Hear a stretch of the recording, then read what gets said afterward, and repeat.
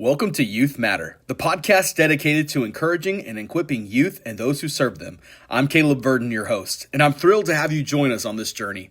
Here at Youth Matter, we believe every young person has incredible potential and that those who serve them play a crucial role in unlocking it. Whether you're a youth leader, teacher, parent, or simply someone passionate about impacting the next generation, this podcast is for you.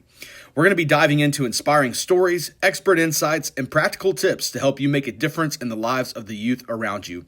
From tackling tough topics to celebrating victories, we're here to empower you with the tools and encouragement you need to thrive in your mission. So let's get started. And remember, youth matter. Hey everybody, welcome to the Youth Matter podcast. Bro, we made it to episode 2. I'm excited. Hey, today we are going to be talking about the highs and lows of youth ministry. You know, the Youth Matter podcast, it's created for students, parents, teachers, coaches, anybody who works with next gen students. That is what our podcast exists for, and really primarily for our context right here in the Concho Valley. And so today I just thought, man, let's just talk about maybe some behind the scenes things.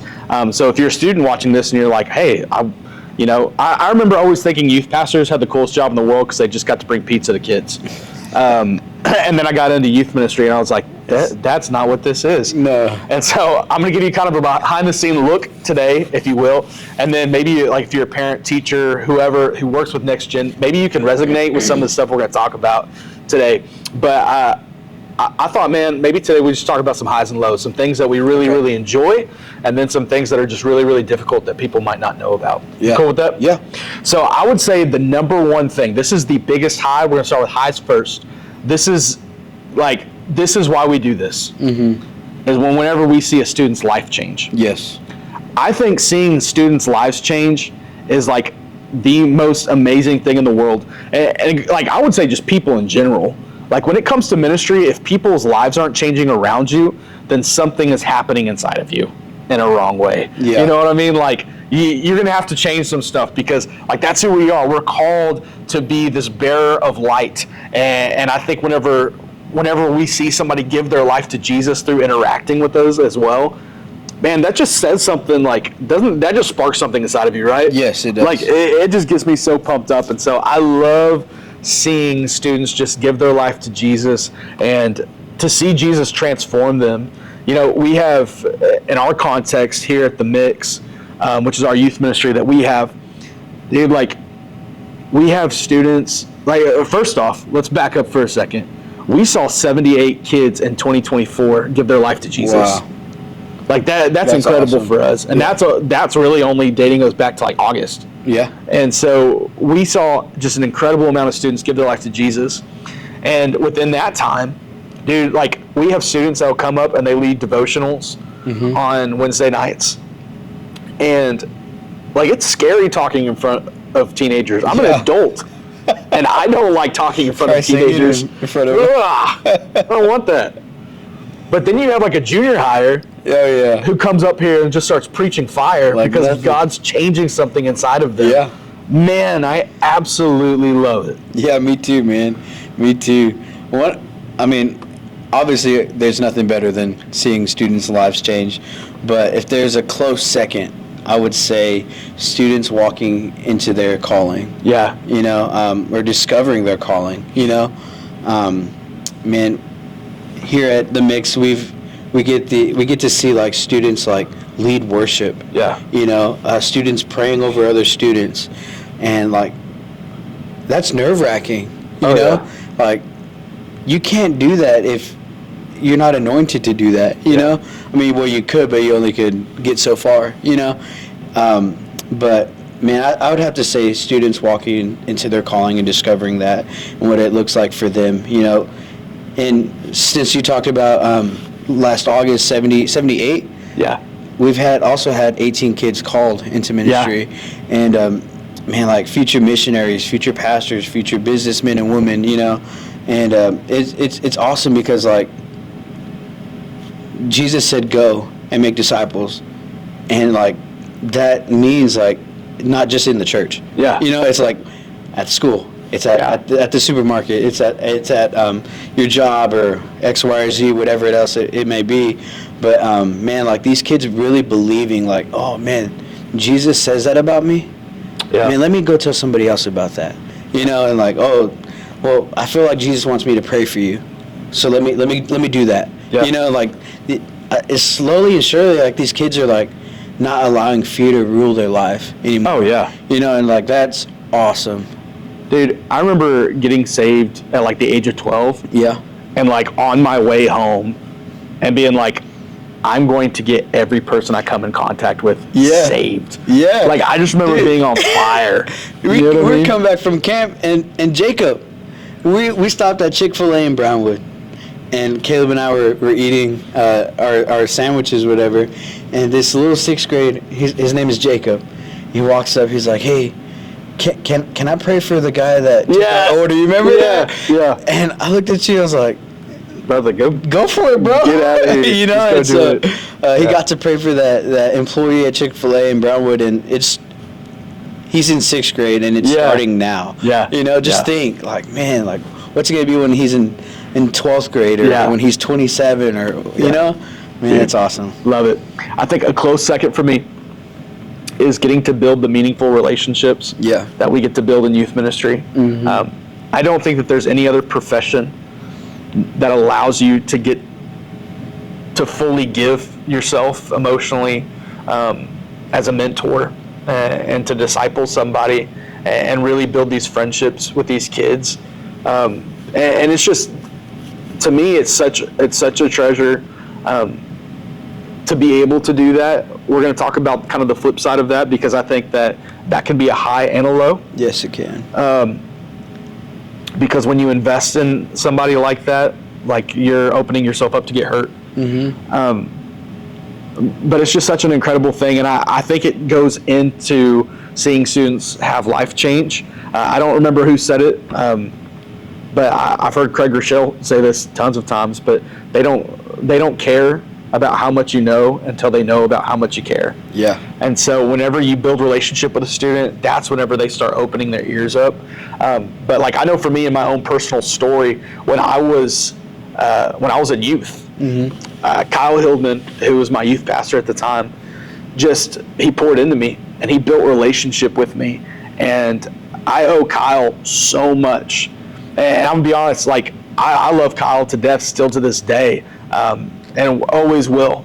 And I don't remember a single sermon that Kyle preached. I don't remember like a single like devotional or anything like that. What I do remember is the phone calls when he'd be like, "Hey, I'm going to Walmart. Do you want to just come and hang out with me?" Yeah.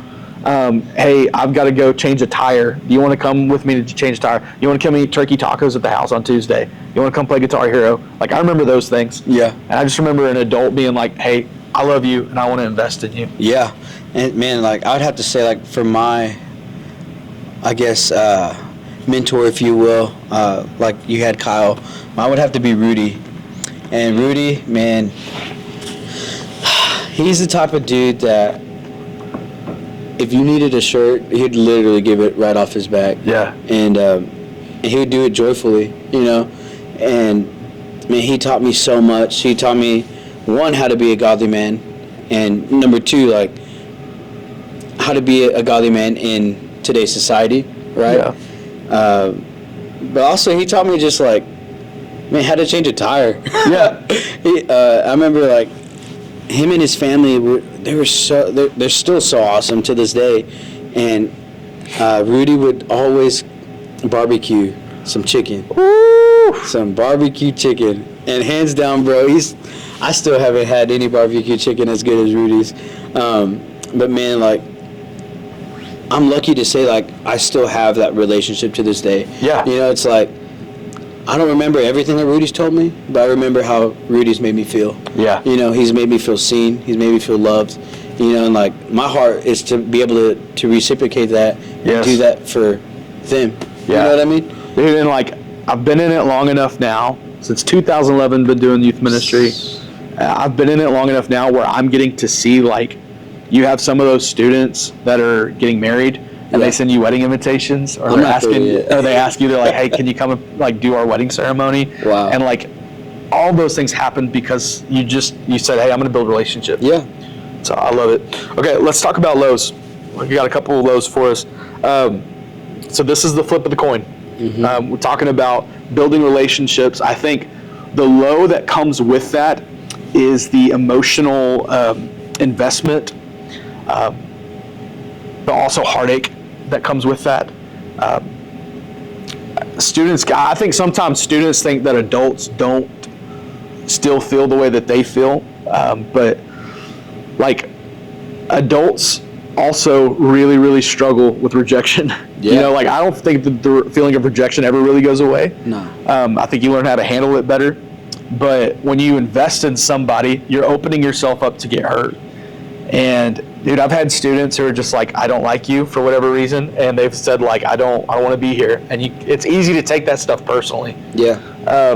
You have students that you invest in that just walk away, and you try not to take it personally, but it hurts. You have students that you've invested years in, and then it just seems like they kind of forget about you. Yeah. And that stuff's difficult. I think the other thing too that comes with that is whenever you decide to invest into a student and build a relationship with them, you give them everything. Yes. And you have to be there with them in everything. And so that includes like waking up at 2 o'clock in the morning whenever a student calls you and says that they're really struggling with suicidal thoughts. Yeah. And you hurt with that student. Yeah. I've had moments like that. I've had moments where like a student lost a parent. I've had moments where, where we lost a student in a car accident, or you've got parents that are getting divorced, or abusive parents, and you have to walk through that with kids. You get to walk through that with kids. It's a blessing that we get to do that. But when you're invested in them, man, that stuff hurts you too. Yeah. I can't tell you how many times I've cried for my students. Being the anchor is hard. Being the anchor is hard, man. Yeah. And so that's definitely, it's a blessing that we get to be a part of that and do that, but that's definitely a hard thing that we carry. Yeah. That I don't know if a lot of people know that we carry. Yeah. Yeah, man, like, I guess for me, everything you said is true. Like, the emotional attachment, like, you're literally giving your heart, and it's either going to get grasped or stabbed, Yeah. Like, it's a nasty, ugly picture to think about, but, like, that's the truth, Yeah. And, man, there was just one time this student had an amazing encounter with Jesus, and I got to pray for this student. And many years passed, and I remember, like, the student had a crazy encounter. Like, I wish I could go into detail, but I'm not going to right now. Yeah. But I couldn't recognize this student anymore. And just one thing that breaks my heart is seeing Jesus knock week in and week out, and like students just turning away, or just plain out ignoring them. Man, like my flesh wants to grab them by the shoulders and shake them. Like, Yeah. Oh yeah. wake up, listen, please. Yeah. Like, you can save yourself so much heartache if you would just listen, but like, I guess like they want to learn on their own, but at the end of the day, like, continue praying for them, obviously, but I think that's one of the hardest things about youth ministry or being a parent, like seeing your student willingly do the opposite of what you're advising them to do. Yeah. Yeah, last thing, and we'll wrap this up, but I think the other thing is burnout is real. Burnout is real, whether you're a teacher, whether you're a leader, a youth pastor, it doesn't, a parent, like it doesn't matter who you are, burnout is a real thing. I remember getting into youth ministry and thinking that I was like God's gift to the church and being like, I'll never burn out. Yeah. And then I always felt that until I found myself burning out.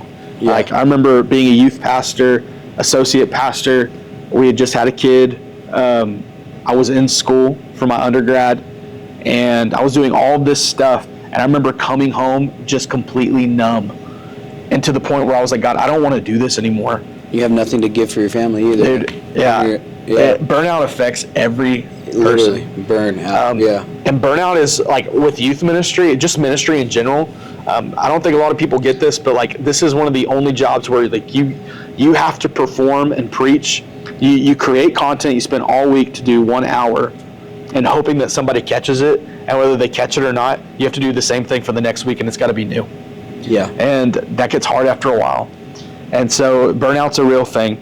So those were some highs and lows just of youth ministry. I want to give you just a few things as we wrap up. This is for anybody who's watching this. So these are some things that you can do in your life to whether you're facing burnout or not. But if you deal with any of these, I think the first thing is this: you have to focus on God's call in your life. If God has called you to do something, do not let any person or any circumstance ever take that away from you. Yes. Always act on the call of God.